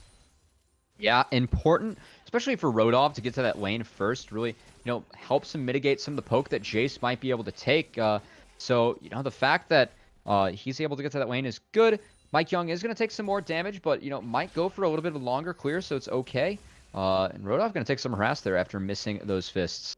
Yeah, oh, man, wow. you can't miss that face breaker, but Five Fire going to see if he can turn it off, but Getting this poke here is not going to be good in the mid lane. You already see him dropping down to a little bit over 200 HP here in this mid lane here. I understand why you want to get some vision, but I'm not too sure if that's what you wanted overall. Aggressive play coming out from Fire does help Mike Young, though. So we're going to have to see what Mike Young can do with that information coming in for him, as he is already on his Grom. So Graves did get a little bit delayed from the fact that Fire poked his head into that mid lane, and heavy trading going on in both the mid and the bot lane now.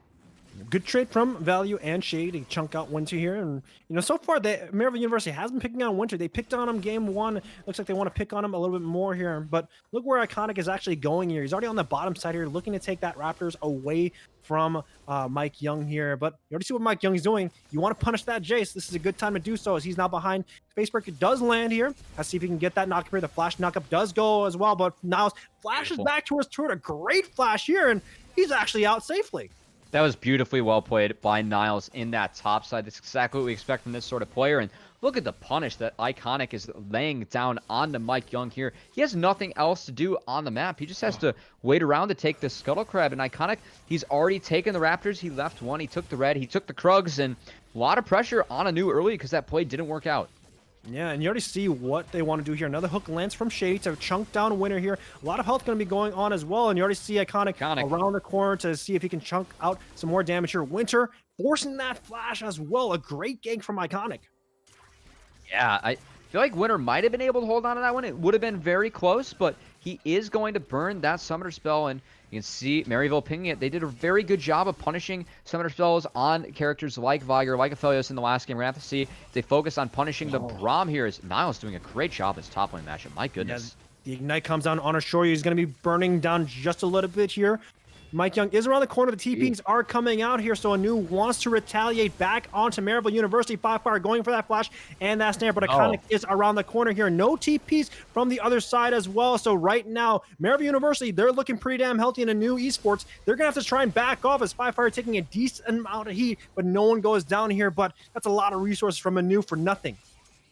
Once again, Maryville doing a great job of absorbing pressure in this early game. So many resources went into trying to make that play for ANEW, and it doesn't manage to happen. And Shady going to trade his flash with the Ezreal. We have Iconic here. Are they going to look for a dive?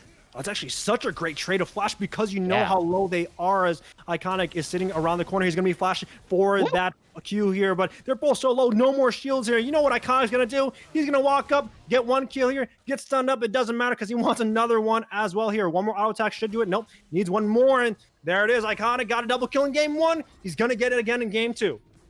Deja Vu, let's play 2 here for Maryville, finding that double kill on Iconic. Different look, but same result coming in. And man, I'm so impressed by Maryville's ability. You know that ANEW wants to attack this bot side, and they're playing so aggressive down there. They're still absorbing this pressure. Iconic's in the right place at the right time. Maryville firing on all cylinders early. Yeah, credits to Maryville, man. They know that they're, let's tackle Shoryu and Winter. Don't worry about Rora. Don't worry about Fire. Let's tackle the people who are weak on that roster, and they're doing so right now. Now Fire is on a champion playing Karma, who's unable to kind of just hard carry by himself as well, and this is where it can get a pretty worrisome for ANEW Esports. But ANEW, they still have a game plan. They want to see if they can tackle Niles because he doesn't have that flash here. Wards are coming in, but look at what Maryville's doing. They're looking to react to it. Already up on this top side of the map. They see this one coming, and Niles, he's taking the trade aggressively. Iconic and Shady, they're here. Man, you already see Niles trying to go for that one-on-one, but the hook goes onto Mike Young here. This is such a great answer from Maryville, answering Mike Young on the top side here. They just got the download on him. They've got the download after this game 1, and man, what a good start coming out from Maryville. The fact that Shady had the thought process to walk into that top side, there's not a Rift Herald on the map yet. He just roamed up there because he was reading Mike Young like a book, and so with that play, Maryville, they're going to stop that play on the top side from happening. They're going to make sure that Value is still able to absorb this bot wave without taking too much harass. And Maryville already off to a 1K gold lead. Great plays around the map from them. Love how they're absorbing pressure in this early game. And even then, you already take a look at Value, right? You're against an Ezra Braum here. You're not going to get dealt because they don't have any summer spells. So he's honestly A-okay as well. That's honestly great awareness from Maryville University, as now they're going to try to see if they can find Fire. Emperor Survive does land on him. He does have no flash here. Because of that, they're going to take down Fire as well. Wolfie does pick up that kill. Mike Young unable to save him as Shoryu does get hooked. He backs off. Right now, a kill going over to Maryville University. Yeah, and this is almost doomsday already for ANEW Esports. The fact that Mike Young's this far behind, now Five Fire's this far behind, they haven't been able to make anything happen. And, now Maryville, they really get to push the pace a lot earlier than we thought they'd be able to.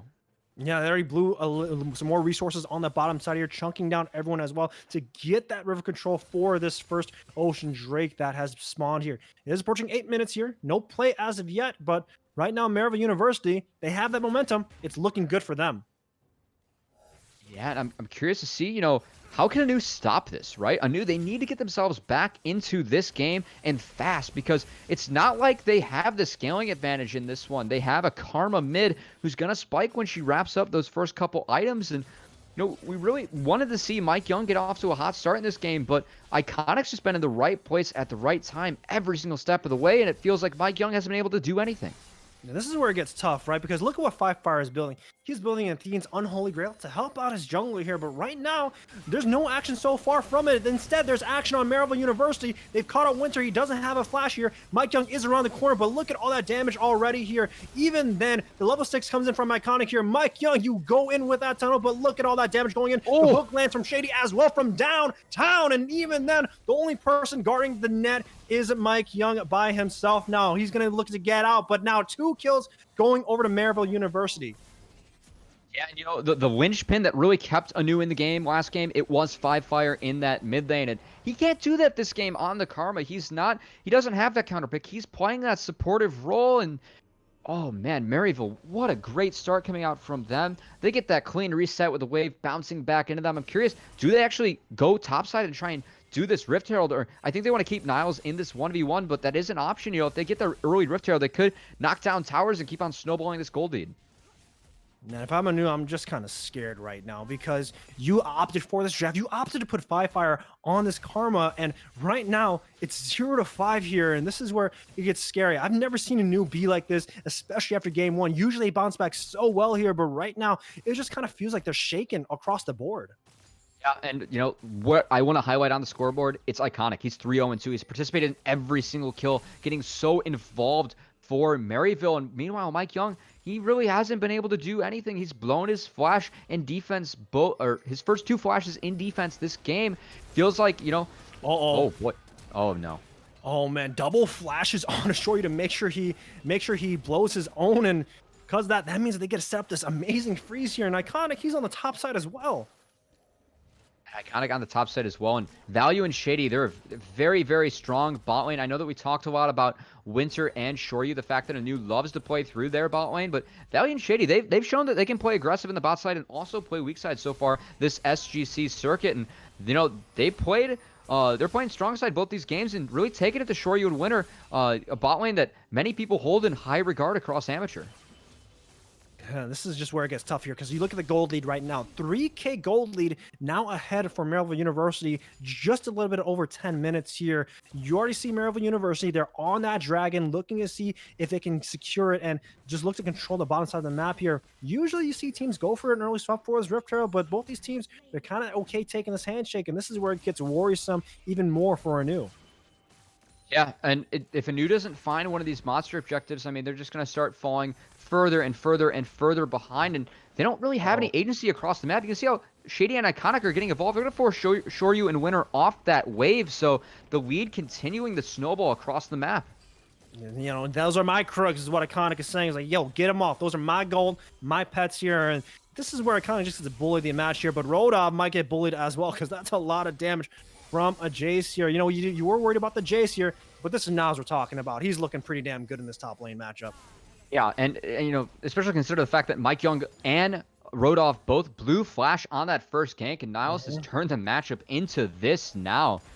Just a beautiful performance from him. We talked about, ANEW really focusing down his champion pool, trying to get him off comfort, but Niles going to hop on the Jace and be more than fine in this topside matchup.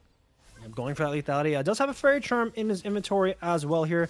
Look, we just have to see if he wants to opt in for that T here. But look at the mid lane here.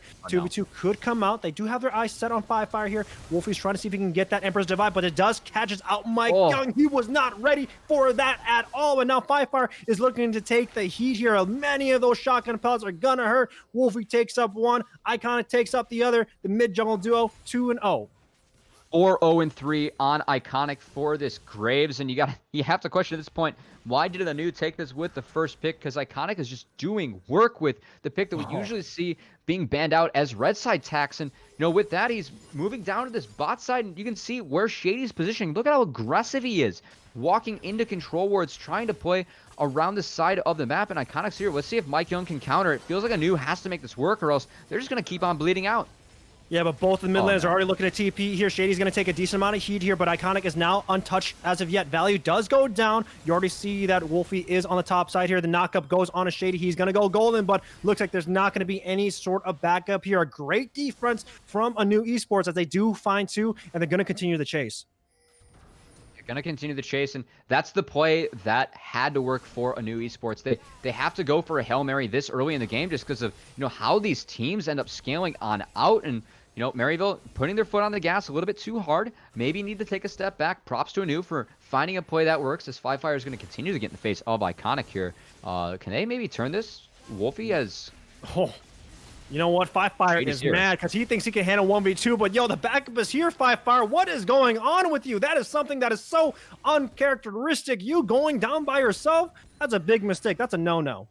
That's a no-no coming in. Fire trying to really push himself a bit too hard. They are so far behind, but the answer isn't always hero plays, right? It's nice coordinated team plays like the one that we saw from ANEW in the bot side of the map, and the punishment is going to continue from Maryville. They're going to take the Rift Herald. They've already knocked down that bot lane turret for first brick. They've taken plates away, and now Rodolph.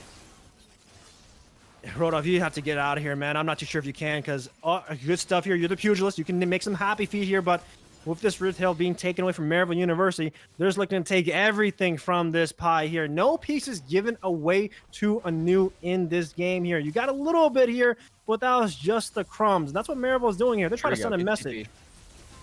Good TP coming in from Rodolph. They're trying to make a play here on Niles. I like this coming out from ANEW.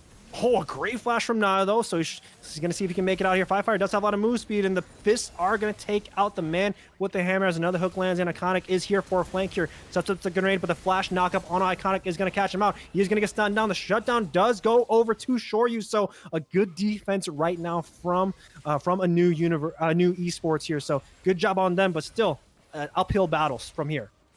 Okay, so ANEW, they are finding some kills across the map, but still, what are they getting in return? They're just getting access to jungle camps. They're trying to, take a gromp off that. It's not like they're taking Rift Heralds. It's not like they're taking Ocean Dragons. And meanwhile, Wolfie really starting to get into the face of Fire, thanks to the fact that he has those 3 kills, and Fire has spent a lot of time in the death chamber already this game. Yeah, man. 0, 3, and 3. This is a Fire that I haven't seen at all, Cubby. Usually you see Fire being the man who doesn't lose a game, who doesn't even tilt here, but this is where it just gets kind of shaken up for him here. I've never seen Fire in this kind of state, in this performance here, so hopefully he bounces back, because even though he's not playing a carry in the mid lane here, he can still look to win this game for his team. Yeah, and we talked about last game how he is the linchpin, right? He was what kept ANEW into the game. The fact that he was finding all those picks on Viger, he was the one that was staying calm and collected and making sure that his team still had a chance. And now, he was kind of running it down to that top side jungle. This is not what we expect out of one of the top mid laners that we have here in Amateur. One that a lot of us expect, to get the call to Academy one of these days. So the fact that we're seeing this out of Fire is something we are not used to, and somewhat concerning for, ANEW and a lot of fans of this team. Yeah, and in the Twitch chat here, I know a lot of these guys are watching their peer play it and take it to them, but this is where it just gets kind of worrisome here. But right now, 15 minutes in, 8-4 right now. Currently, it's a 4K gold lead in favor for Maryville University here. Biggest thing right now is a 2-turret lead in favor for Maryville University, and right now they only have their sights left here. It's going to be the mid-tier 1 as Maryville University. They're looking at dogpile on this chess piece. Yeah, and with those outer turrets knocked down, you can see them move their bot lane into the mid part of the map. Curious to see if Wolfie opts to go for side lane farm. Obviously, Maryville is going to keep Jace in the side lane. It looks like they're already trying to attack with Nautilus roaming on down here with Iconic. Maybe they can find Rodolph, but Fire, he is shadowing. Maybe they can turn this play around. Yeah, but there's 3 people on the bottom side here. Rodov is going to get hooked up by Shady here. Iconic is here. Fire is here for the backup. The TPs are coming in here. Maryville University are going to call for the retreat as the flash comes in. Wolfie is here for the backup. Fire is relatively low. Just 1 tap left for Lethal here. So both these guys going to be backing up respectively. Niles pretty low as well. Shoryu's going to go aggressively on it. Niles, and he does get the shutdown here. Shoryu being the hero for ANEW. That was a good play from ANEW. The fact that Fire was able to sneak his way into those brushes. Mike Young was laying in the wings that committed the teleport early. That was a good solution coming out here from ANEW. And once again, they need a lot more of these. They want to find their way back into the game. They're still way behind where they need to be for the team comp that they have right now. But at least they're showing signs of a fight.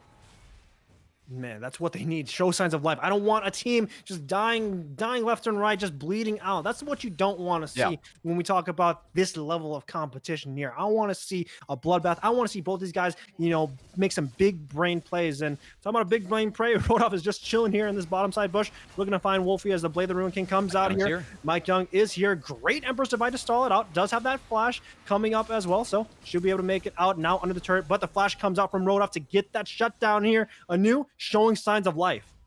Showing signs of life, and this is exactly what we want to see. You were talking about how you don't want to see a team roll over and die, especially when they have such an early game comp, right? We know that this Karma is not going to outscale. We know that the Graves is going to outscale the Rek'Sai, right? They need to make these plays now, and it's good to see them, really taking these risks, taking what could be considered, 40s, 60s even, and trying to make this happen. So ANEW fighting the way back into the game. Rodolph is going to get this bot tower. Let's see if he can get out of here as 3 members of Maryville are below him on the map. It looks like they're actually just going to back off and take that red buff for their prizes and exert some pressure on the bottom jungle here. Dragon is coming up in 2 minutes. Baron is coming up in 1 minute and 30 right now for both teams here, and it's up to see what happens as sights are on Shoryu. He is a little bit overextended here, has to back off, has no flash, but the depth charge comes out big here. Knockup comes out, Moonlight Sigil hits on a 2 here. They're trying to see if they can corral around the Explorer. Mike Young is around the corner. Winter goes golden, but he is under a sentry here. TPs are coming in big. Mike Young, you're by yourself, my man. Double kill goes out big for value. TPs are coming in. Fire has to immediately flash away, and that means that Maryville University, they take 2 for themselves. Biting off a little bit more than they could chew there. We had Shoryu too far up in the lane. The TP coming in a little bit too deep. A lot of tools taken out of ANEW there, and Maryville's going to continue. And Shady finding a deep hook in here, sacrificing himself so that Rodolph goes down here. The mid-tier 2 does get taken away for Maryville University. So right now, a great map advantage for them here. And currently, they're still looking pretty good. Yeah, and we've seen Shady go pretty deep a couple times this game, but I like it. From a support perspective, it's okay if you trade yourself away for the top laner. Maybe that was a little bit too aggressive, but we've also seen him even trade his flash for more important carry flashes. I think that shows a lot of experience on the side of Shady, realizing, his role in the game, what he can do to get his team leads. And as Maryville resets, we're going to see them position around this dragon. This would be their second dragon. It is going to be a Cloud Soul this game. They're going to be looking to secure these. Obviously, Soul is a big part of a win condition now, this season of League, as we all know. So let's see if Maryville can reset, make sure that they get themselves in a good position to take that dragon, and then they can really focus on that big purple worm. All right, Cubby, I kind of want to bring it back to the infrastructure of both these guys here, because right now it's kind of showing from Maryville University. This is a team that has been together for a year now, since the beginning of the collegiate season here, and that's why they're kind of just looking so super good here. They're looking to go in. Now is going to get punched out here. Rodolph is looking to see if he can go for that dive here, but now's making it out. But back to that conversation of just infrastructure and the ability to play well together for a long period of time here. Maryville University, they kind of know the ins and outs and the tendencies of their own teammates here. And I think this is where longevity of a roster is kind of just showing their fruition. Yeah, I think it's great, bringing up this point, because I know that they struggled earlier in SGC, but keep in mind that this team always plays in an arena, right? And I was talking with Deos, the coach of Radiance, and he thought that they were struggling because, they weren't playing an arena early because of COVID, but now they're starting to bring it back, and we have a fight around the dragon. Yeah, and you already see Maryville University backing off here. Mike Young, I'm not too sure if you want to flash in, because now you're in enemy territory. Same thing with Rodolph as well as the ultimates comes in. The great showstopper comes in. Shoryu takes out Shady, but now Iconic, Niles, and Value are all still up, slaying everyone else from ANEW. And because of that, all 5 are down, trading 5-4-2. Triple kill goes out for Value, and now they have their sights on the Baron. honestly, I respect Mike Young for trying to trade his life for value. He realizes the win condition and his worth is Rek'Sai. The fact is, no one else was able to assist him. You need to have Shoryu, try and angle a Mystic Shot, angle an ultimate to give him a little bit of help so they can knock down that big carry of Maryville. Because they failed to do that, all those cooldowns were burned, the fight gets turned, and they're going to be able to take this Baron. No TPs coming up for ANEW here. Maybe Shoryu if he wants to go for a snipe on that Baron here, but so far they're not going to sniff it out here. Baron gets taken away from Maryville here. Now, taking a look at the gold lead. 8K ahead in favor for Maryville right now. 619 on Iconic, 614 on value. The double 80 carries are making work. Yeah, and diving into a replay of that fight, we're just going to have to see how Maryville was able to take this one. And, you can see Mike Young, he realizes that he has to trade his life for Aphelios, but it's just not enough. Rodolph isn't able to help out. Shoryu isn't able to get any help, and because that they aren't able to make that trade and the gold difference, they just get ran over by the rest of Maryville. Value ends up healing up. They keep 3 members alive, and that's going to be enough to take the Baron. So good fight coming out from Maryville, giving a little bit of help to Value, making sure that he could get out of there. You already see Maryville University looking to set up on that bottom side here to play off Niles here. And this is where, as a team of Maryville University, you can just look to start to group up and start death balling here. Shoryu, going to be using that true shot brush to just kind of deter whatever's happening in the mid lane here. And you already see 2 people on the bottom side to see if they could punish Niles here. But with this Baron buff, Siege is going to be occurring for Maryville University. Yeah, and I always like to talk about, how should both teams play out Baron? What does a team with Baron want out of this? With this gold lead, I'm thinking 2 inhibitors for Maryville is really the goal. And I like the fact that ANEW, they're trying to go into the side lane and at least take out Niles or get a kill in the side lane using a shadow, because they realize if they just sit there with a 5v5, there's no way they can hold on to an inhibitor. So they're trying to find a creative solution, but it looks like their base is going to be broken anyway, because Maryville aren't able to be broken on this part of the map, playing these 2 lanes, making sure that they're going to be safe enough to keep on knocking down these structures with the Baron. We already see everyone in the mid lane here. Another true shot barrage from Shoryu used to deter any more sieging from Maryville University here. Good chunk on a value, but still, the pressure is still in favor for Maryville University to close out this game here. And even though with that Azir turret is going to be up here, it's not going to stop any sort of advancement. But if I'm ANEW, I have to make another Hail Mary play.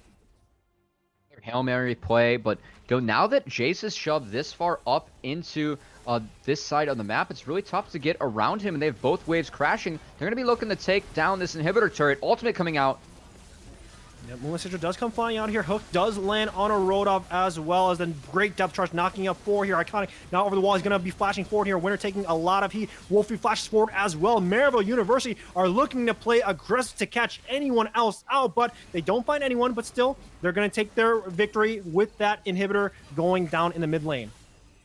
ANEW not losing anyone's actually not too bad for them. They only lose an inhibitor. They're probably going to lose it either way with this siege. Once again, ANEW showing some resilience, but still, they get outscaled. The fact that Maryville's this far up on the map at this point in the game is really good. And, as these teams reset, Chillingawk, let's take a step back and think about the ramifications that this 2-0 has on the rest of SGC. I don't know about you. This is a huge statement victory coming out from Maryville, given the fact that they're most likely going to be able to shut this one out.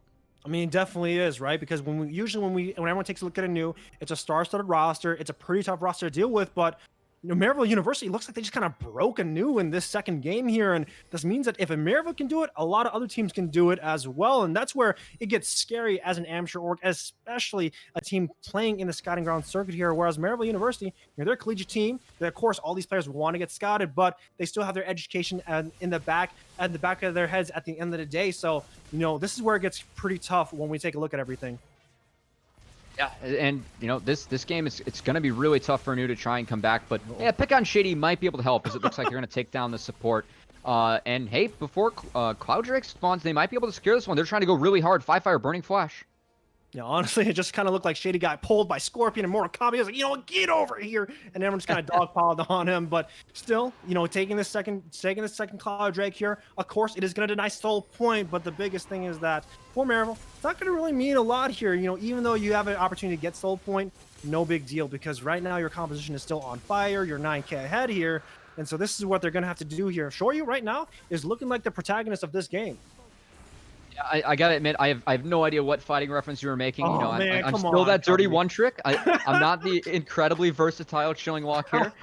You know, diving into the fighting game scene as well. But I see what you're talking about. The fact that Shady was taken out early, just a little overextension coming out from Maryville. But you know, not anything that's gonna break the camel's back here for ANEW. If anyone's gonna go down, it is gonna be Shady, and it should be a pretty safe reset coming on out. And God, value. I mean, that Bloodthirster coming out from Aphelios, I feel like that's almost like borderline BM. You know, usually we see a second crit item coming out, but I like that solution given the fact that he knows that he has to survive this Rek'Sai from diving in on him.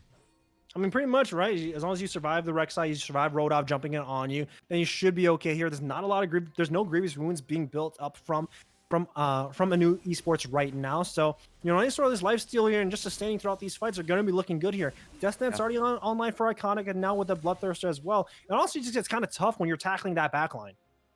It goes a step further too. I know that in that fight that they had around the dragon fight, Value was actually holding on to Severum and Gravitum, you know, giving himself extra lifesteal and some peel. Now he's holding on to Severum, you know, for these fights. I really feel like Value's doing this on purpose just to make sure that he can't survive this dive.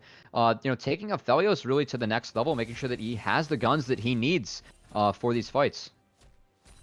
Well, Baron is going to be spawning in the next 10 seconds here. Maryville University are poised to look to take and pressure it down here as both top lanes are looking to duke it out. Niles running from the man with the fists here as a haymaker comes flying out here, and then the turnaround comes in. You know, this is just kind of like a UFC boxing match in the octagon, right? One person has a weapon, and looks like Rodov actually takes the victory here in and of itself here. Man, at least Rodov has the signs of life in himself as well. Okay, so Rodov's going to break that side lane. That does give ANEW some time to get some footing back on the map. Maybe they get access to their jungle camps again from there. Rodov's going to keep on pushing too. Niles, he still has flash, he still has TP. Yes, that's a solo kill that he just gave up, but it's not going to be the end of the world. And they're actually looking to make a play on Rodov as we do have Nautilus rotating on over. Yeah, and also with Rodov is going to be Wolf here. Going to see if they can punish the side later. Double ultimates getting used here. Depth charge and Emperor's Divide as well here as he is on a charge. He is going to be going down, but, you know, with Rodov taking that kill here, that's a pretty solid win condition for ANEW if they want to play for it. Yeah, also, like, he didn't even get to use Haymaker. I mean, he just got bouncy housed by the Azir Nautilus there in the bottom side of the map, and this does give Maryville the footing on the map. They are going to commit Niles' TP immediately to make sure they can shove down this lane and reclaim control over this Baron. So Maryville, you know, realizing that they need to control the big purple worm. This is ANEW's only way back into the game as of now, and oh my gosh, they're just going to start it immediately.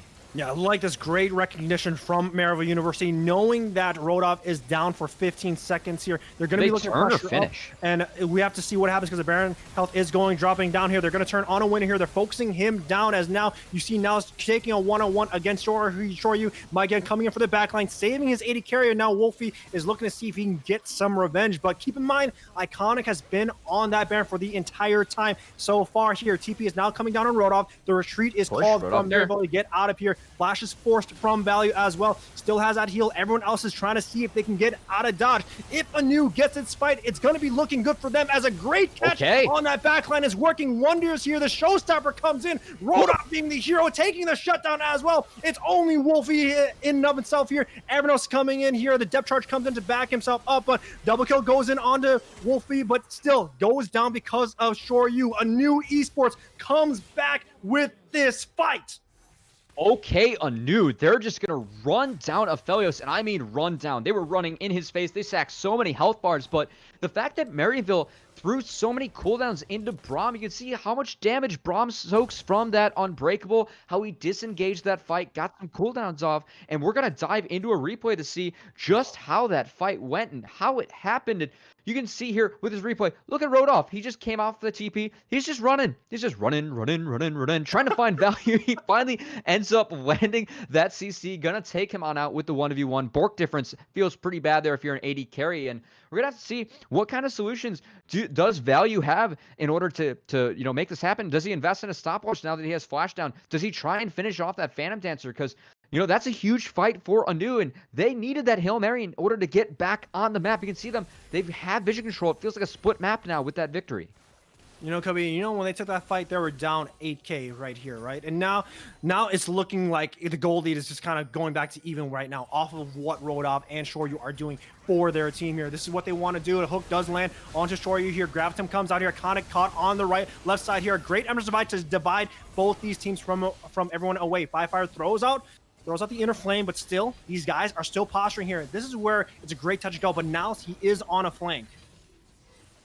Well, you know, minus Iconic, there is still a health bar advantage for Maryville. We're going to have to see what they do. Niles is lurking around that dragon. I'm curious to see, does he try to solo it or take it on his own? Meanwhile, Firefire TPing back onto the map. Do they go for this dragon? Man, Firefire is looking like Forrest Gump from that home guards coming in with those boots here, but 4 members from Maryville are on that Baron here. They're actually going to be pinging out and clearing out some wards here. They don't want to force it just yet, but this is where it's a big touch and go, as right now, Rodolph did take that Cloud Drift. Or actually, no, a snipe from Niles? Oh, man, I got to see that replay, because holy cow, I don't know what the hell happened, but still, sole point in favor for Maryville University. And meanwhile, you know, you can see because of that dragon, you know, being stolen, there's also a wave dying to the tower in the bot side. We haven't touched a lot on sideways, as both these teams have done a pretty good job of managing it, but sole point going over to Maryville, another tipping point that they could possibly exploit in order to get them over the edge in this game, because I've got to say, ANEW has put up a good fight, a fight that I wasn't expecting out of them after this game got going. And with that Baron being said here, I actually like what Niles is doing here, because he's losing split push against Rodolph. He's going to be looking to group up the team. They are going to start that Baron, but ANEW Esports, they're kind of far away. They're not here in time. Value's got the right guns for this. They're going to burn it down. Can they get a fight afterwards? That's the real question. Yep, now he's going to knock away the Rek'Sai here, but that means he's going to be the sacrificial pawn for everyone else here. Showstopper onto Value here. He does not have that flash, does not have that heal. He's going to be dying in the Octagon, as that's a double kill for Shoryu here. 3 members with Baron, but now ANEW Esports, they have that numbers advantage.